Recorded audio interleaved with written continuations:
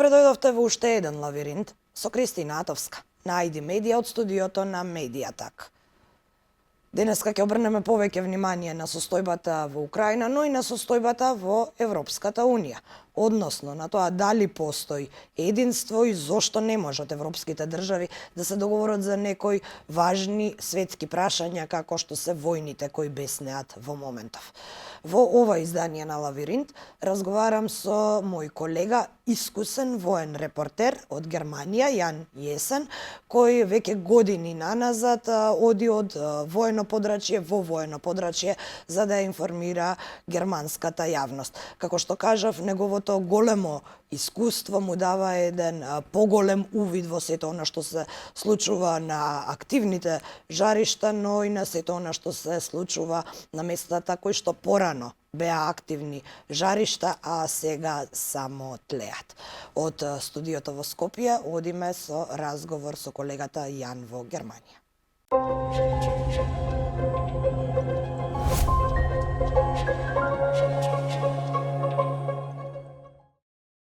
Како што најавив, одиме во Германија, каде разговарам со мојот колега, многу искусен воен репортер од Германија, кој ги покрива војните за Falke Media Group и постојано е на релација Украина Bliski Istok. Тој shtotuku се врати од Украина, а таму се помести линијата на фронтот, русите го освоија градот Авдиивка и на оваа тема повеќе ќе ни каже колегата Јан. Jan, hi, thank you very much for this interview. You just got back from Ukraine.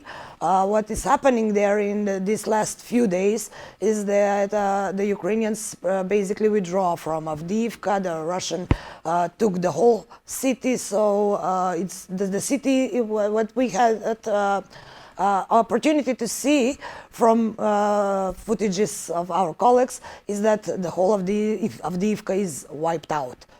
So how do you see the current situation? What is going on in Avdiivka and around Avdiivka that is at, if I may say, the edge of Donetsk region? Yeah. Thank you, Chris, for having me. It's a pleasure to be with you in this meeting.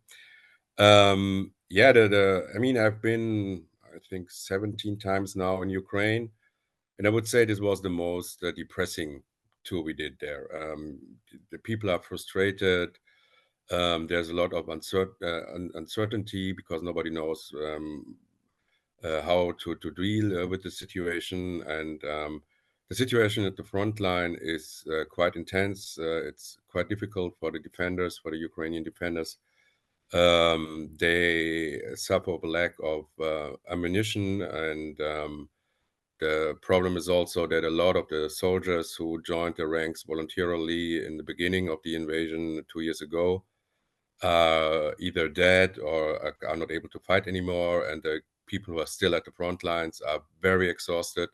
So the situation is quite difficult, and everybody I was talking to, not only in the Avdiivka area, but also Robotyne in the south. It's the Donetsk front line. It's everybody said they don't know if they can hold the lines, and as we saw in Avdiivka a couple of days after we left the region, it did fall.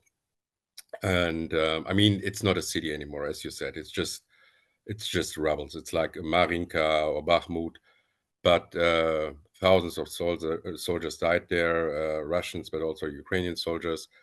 So I'm not quite sure if they are able to hold the Russians back. We saw the recent days that there's a lot of activity now in Robotyne area that the Russians managed to push forward, I think 2 kilometers or something like that. So it gets quite difficult. And for me, it was like the war is entering a kind of third stage now, third phase. We had in the beginning of the war in February 22 and the months after the invasion, there was some kind of enthusiasm, like people were angry, but they wanted to fight back the Russians, and there were a lot of There was a lot of military success. Everybody was surprised that the Russians didn't manage to conquer Ukraine in a couple of days, or Kiev as well, but the Ukrainians managed to fight back, and as I said, very successful. We remember that they managed to push the Russians away from the capital, from Kiev, and then they liberated a huge region, the northeast, the Kherson region, Kharkiv region, and in the south they managed to liberate Kherson in autumn. So there was a lot of enthusiasm. But then the first winter came, and it became some kind of fatalism. Everybody got somehow used to this war, and everybody, somehow the people had hopes regarding the counteroffensive, but as we know, it didn't went out very well, this counteroffensive. They didn't make any like operative successes, just some tactical successes in the south. And now there's a lot of frustration. I would say it's somehow the third phase of this war now. Where do you see the reason for this? Only enthusiasm or in the delay of the Western weapons? I think it's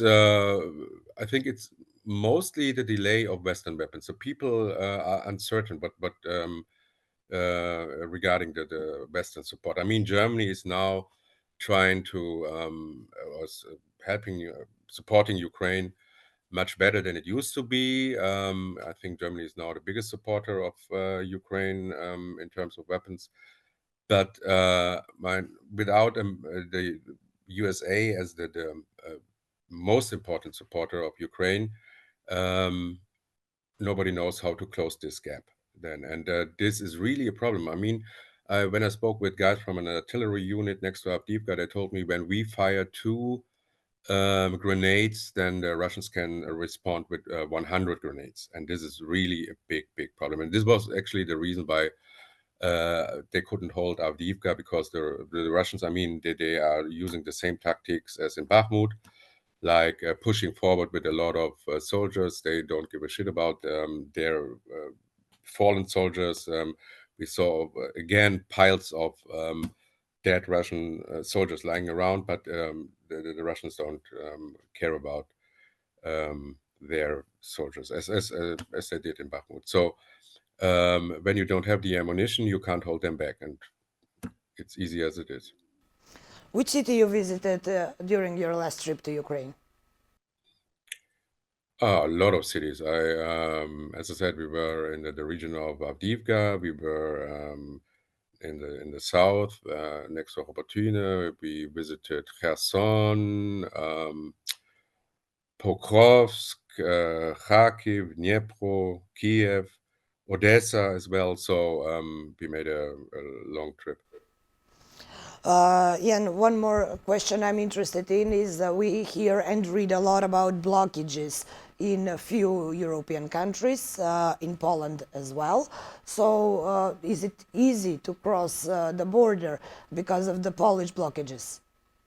Or you cannot see them on the border?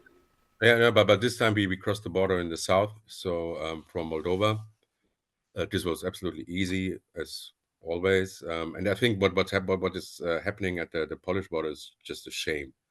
I mean, they holding back things who are very, very necessary for not only for the guys at the front lines, but also for the civilian population of Ukraine. And I mean, these guys are also defending the freedom of Europe, so that Polish farmers, truckers, whoever now do this blockade, it's really a shame. There's been 2 years since the beginning of the war. As you mentioned, a lot of things changed in Ukraine, including the enthusiasm. So what is your forecast, if I may ask like that, about the ending of the war? Because we all thought there were some speculation about some peace agreement. We could read some parts of possible agreement, but it never came to light. We never saw it, they never discussed it, there were no negotiations. So how long do you think this situation can be like this? I don't know, actually. I mean, the problem is that I don't see any possibilities now to negotiate, because, I mean, from the Russian point of view, the Russians are now, let's say, liberating Russian territory, because Putin declared Kherson, Zaporizhia, Donetsk, and Luhansk, as you remember, in September 2022, as Russian territories. The annexion of these regions, I mean, totally illegal for sure, but from a Russian point of view, they are now liberating Russian territory. And that means if Putin would stop now to open the doors for negotiations, he would show weakness, because then he gives away Russian territory from his point of view. And he showed one moment of weakness when this guy Yevgeny Prigozhin went to Moscow, and we all remember this footage when Putin held his speech, and you could see the fear in his face and so on. And I think for him it would be very difficult to show weakness a second time. So I don't know what to negotiate about right now. So And I don't know. I mean, this is actually the point why we as Western countries, as partners of Ukraine, we have to support them. We have to give them anything they need to defend themselves, because the Russians won't stop, I'm quite sure. well, Jan, the Russian Federation continues with the oppression of Russian people and Russian civil society, and of course the political opponents. What was the main topic during this last week was the death of Alexei Navalny, the opposition in Moscow, who was detained for more than 4 years, and he passed out.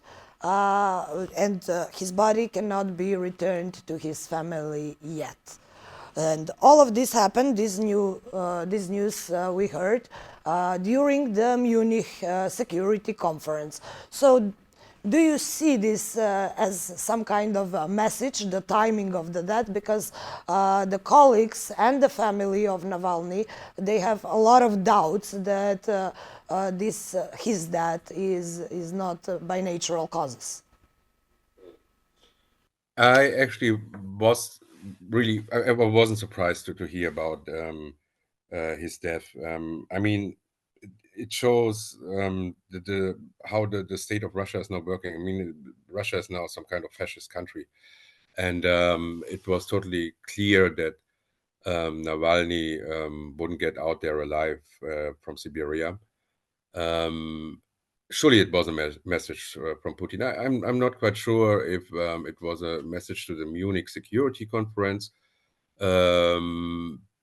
but for sure it was a message to his own people, to the Russians. Nobody gets out alive who is criticizing me. Prigozhin died, and also Navalny now, after they really tortured him. I mean, they poisoned him, they arrested him, they put him into jail, and this was not enough. They put him to Siberia. They deported him to Siberia. I mean, so it was a clear message to its own people: don't mess with me. Everybody. I mean, today we heard about this helicopter pilot, this Russian guy who Was found that in Spain.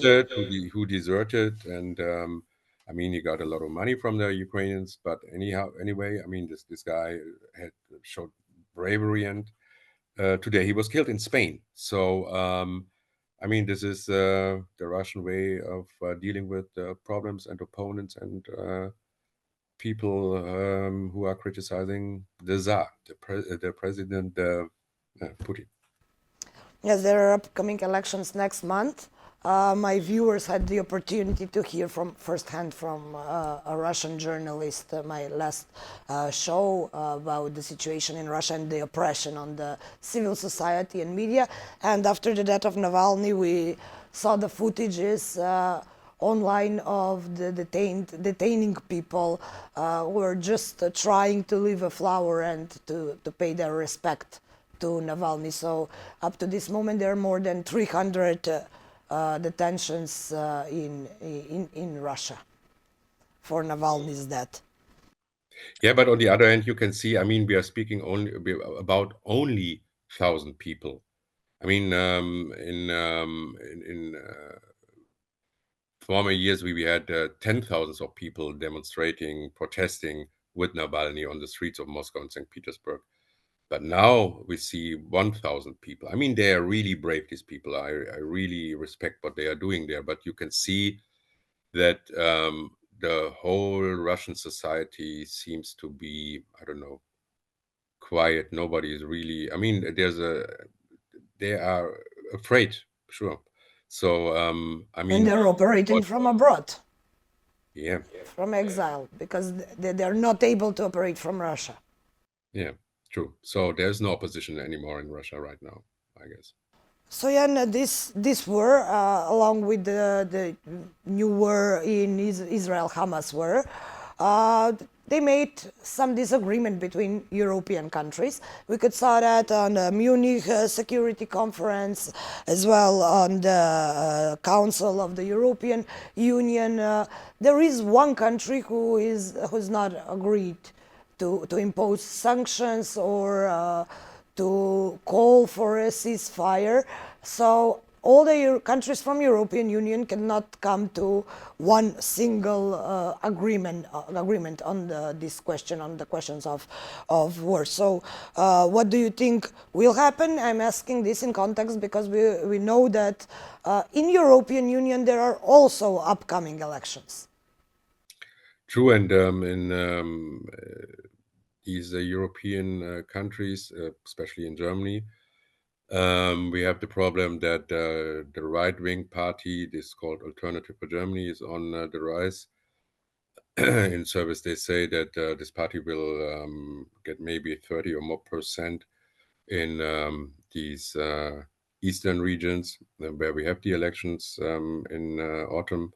So this is a really big problem. They are against this war.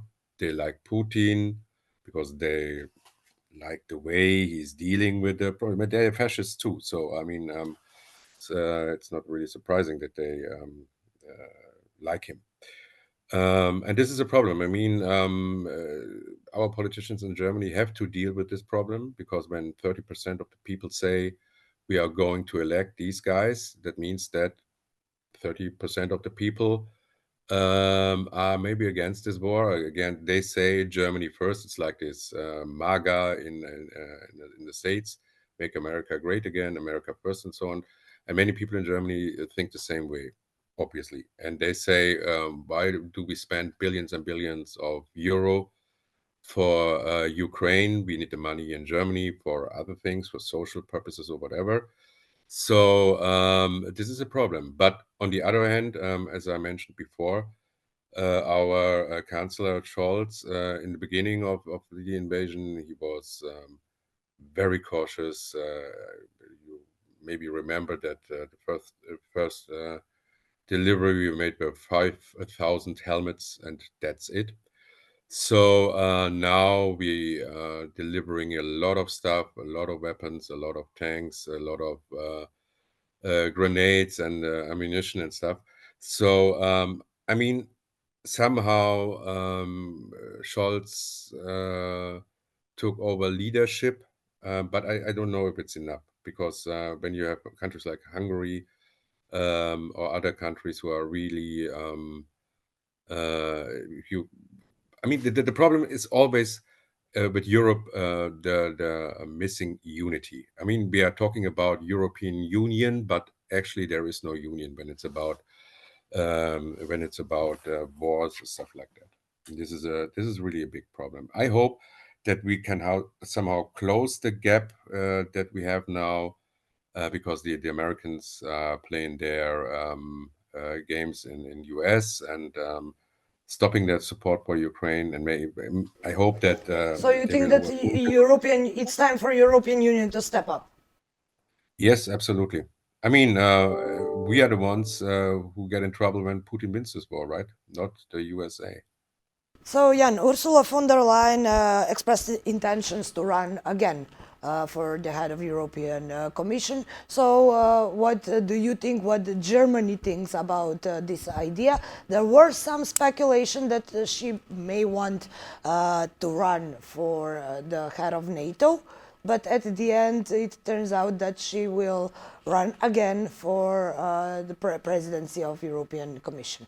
So does she have a support from Germans? Yes, absolutely. I mean, the thing with European Union is that the public is not really interested in European Union and all the issues that are discussed on this level. I mean, everybody is somehow mistrusting the European Union. Many Germans say we're just spending a lot of money there, but they are not doing anything for us. So, I mean, this is wrong, actually, because Germany is as rich as it is because of the European Union. But this is, I mean, European Union is not really interesting for the people in Germany. So, I mean, they say, okay, Ursula von der Leyen is running again. Good for her. That's it. And again, we're going to go to the other part of the world, to the Middle East. Since the beginning of that war, of the war Israel-Hamas, you visited this region. Actually, you spend a lot of time in the Middle East, in many countries there, including Syria, Afghanistan, Iraq. So at this point, we all know what is going on in Gaza. There is no approach from Israeli side. So the journalist and anyone who wants to see the situation has only one way to get in, and it's not always a way in. It's from the Rafah border, from Egypt. We see the activity, the military activity all around Israel and Gaza.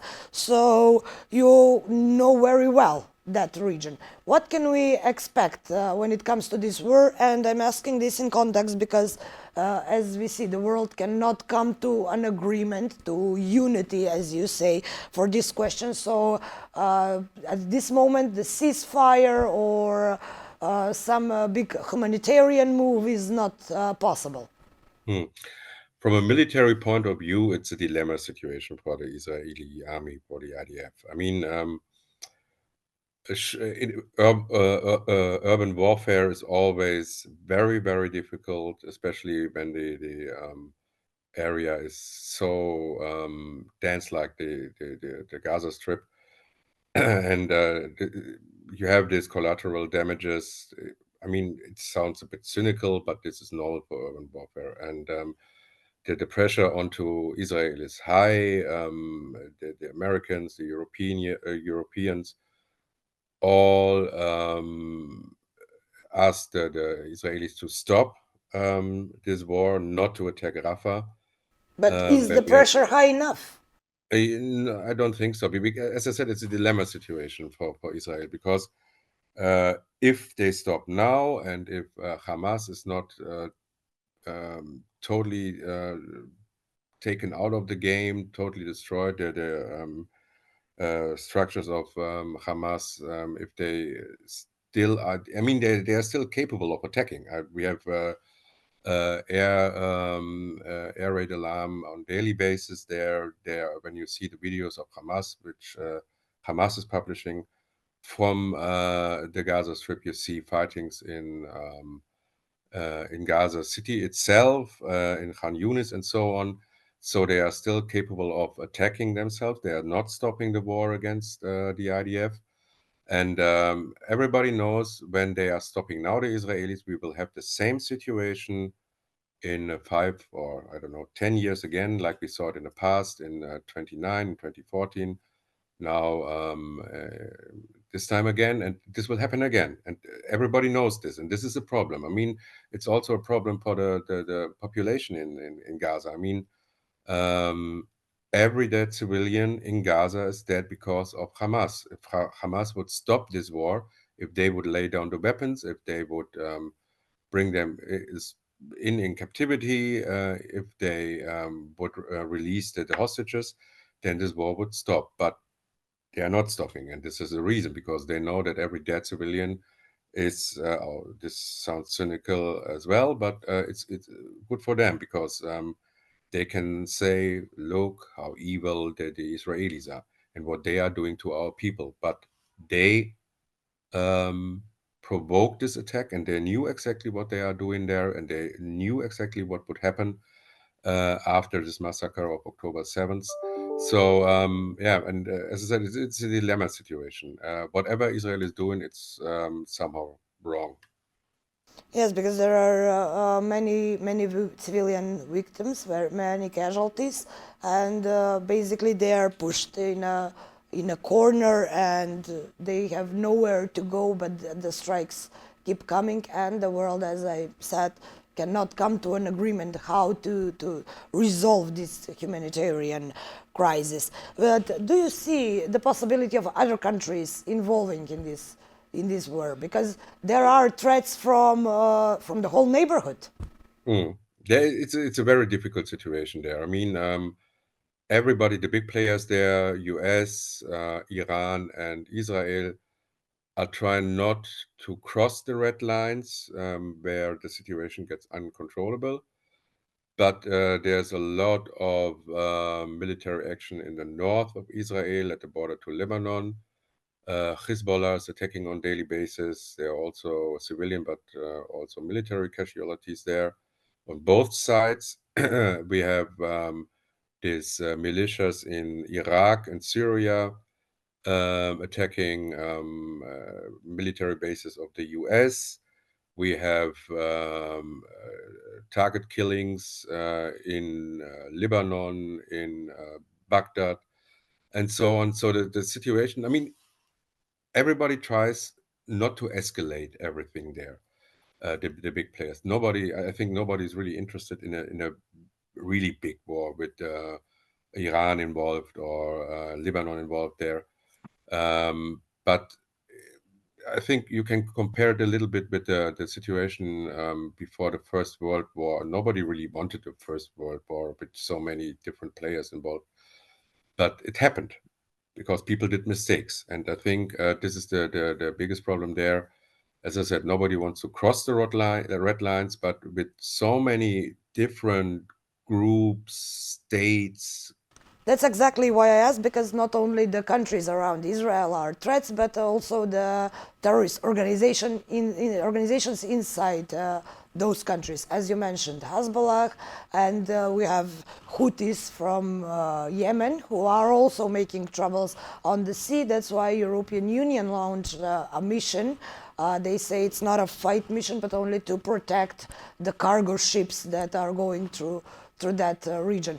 Does this mean that the European Union is now on a bigger alert than before? True. I mean, this is also a problem in the Red Sea. There, when you see that the Houthis are their weapons are not very precise. This is not modern equipment, so they can also do mistakes. And what will happen if, for example, this ship Germany sent it to this region, when this will be hit by a rocket from the Houthis? I don't know what Germany will do then, because then we are in a combat mission from 1 second to the other. So this is also somehow very dangerous. And I think nobody really thought this through. Everybody's hoping that the really bad things are not happening. But I'm not quite sure if these guys have a plan B, what they will do if really, really bad things will happen. So it's a very dangerous situation there. And Jan, for the end, I want to ask you one more question. It's about EU enlargement process, because for countries like mine, that is one of the most important things in the last 20 or 30 years. maybe. We are waiting in a line for so long, together with our neighbor Albania, and now we hear the news about Ukraine and Moldavia getting the candidate status. So there is an active war raging in Ukraine. Do you think it's possible that Ukrainians in this kind of condition make all of the reforms and changes to enter European Union, or you think they will be standing in front of the door of the EU just like the rest of us? I think so. I mean, this is a country in war, and but they have to they have the same preconditions like every other country that is invited to become member of the European Union, and they still have a lot of problems in Ukraine with corruption and so on. So it will take years, many years, until they become the full membership of European Union, I think. I don't think that the guys in Brussels will speed up with this process just because, I mean, cynical again, but just because this country is in war right now. I think it will take a long time until they become the full membership. Plus, as we both mentioned, there is a lack of unity inside the European Union. That's exactly what is happening with our case, for example, with Macedonian and Albanian case. We are blocked just because of this lack of unity, and we see all the countries that are not holding to the European course, if I may say like that, when it comes to war in Ukraine and when it comes to imposing sanctions on Russia. By the way, the High Commissioner for Foreign Affairs, Borrell, mentioned that this regime for sanctions for the ones who break human rights will get the name Navalny. This is actually the biggest problem. Europe is not speaking with one voice. But I don't know how to solve this problem. I mean, when we see that the guys who make the most profit from European Union, like Hungary, are the guys who are making the biggest trouble when it comes to sanctions against Russia, when it comes to refugees, migrants, and so. This is something that I don't know. It's a big problem. I don't know how to solve it. But this is the status quo, right? And it does make the things easier. Jan, thank you very much for joining me today. Hope to see you again somewhere around Europe as we established some kind of practice on international forums and conferences. And of course, I hope to see you somewhere on the ground. Thank you very much. It would be a pleasure. Thank you. It was a pleasure to speak with you. Thanks.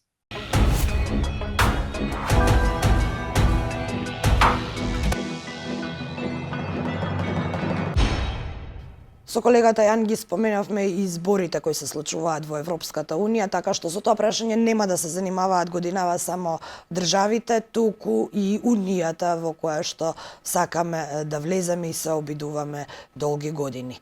Европската Унија во моментов не е единствена и низините ставови, односно ставовите на земјите членки се разликуваат по одредени прашања, конкретно по прашањата за двете војни кои во моментов беснеат, од кои една е на европско тло. Затоа најавувам дека и понатаму Lavirint ќе се занимава со прашањата поврзани со Европската Унија. Следете на и следниот четврток на исто место во исто време. Довидување.